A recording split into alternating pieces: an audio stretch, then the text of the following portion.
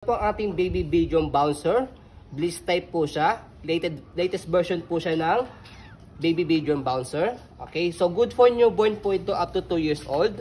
Up to 12 to 13 kilogram po siya. Okay, yung baby po namin 2 years old, 10 kilogram. Gusto niya po ditong i-try palagi kapag meron po kaming stocks. Okay, ang kagandahan po dito is mesh type po siya. Hindi po mainit po sa likod ni baby. Okay, so meron po siyang 3 level.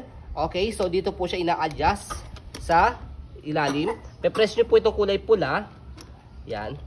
Actually, yan. Actually, hindi na siya ipe-press. Dito pala siya. Hawak lang dito. Yan. Pangalawa.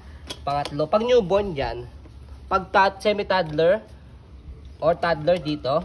Pangalawa. Kapag dinosaur na sa taas. Okay. Or malaki na si baby. Yan. Around 2 years old na siya. Yan. Kapag i-fold, dito lang po siya ipe-press. Ito pong kulay pula. Yan. Kapag po i-fold na siya.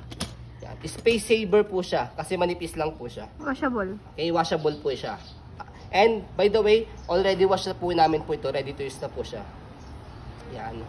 Okay. So next, yung kanya pong details po sa kanya pong body frame. Ayan, color gray po siya. Yan. Pati po itong kabilang side. Yan. Okay. And then yung kanyang harapan. Ito po yung kanyang tiketa. Kanyang harapan. And then yung kanyang pong pinaka-higaan. Ano? Okay.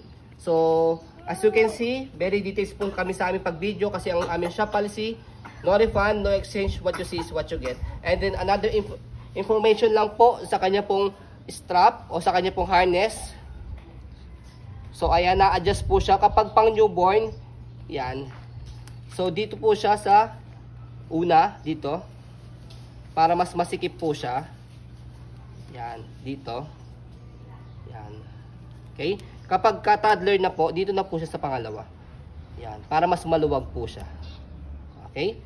So, ayun po. Maraming salamat. Have a nice day and God bless po.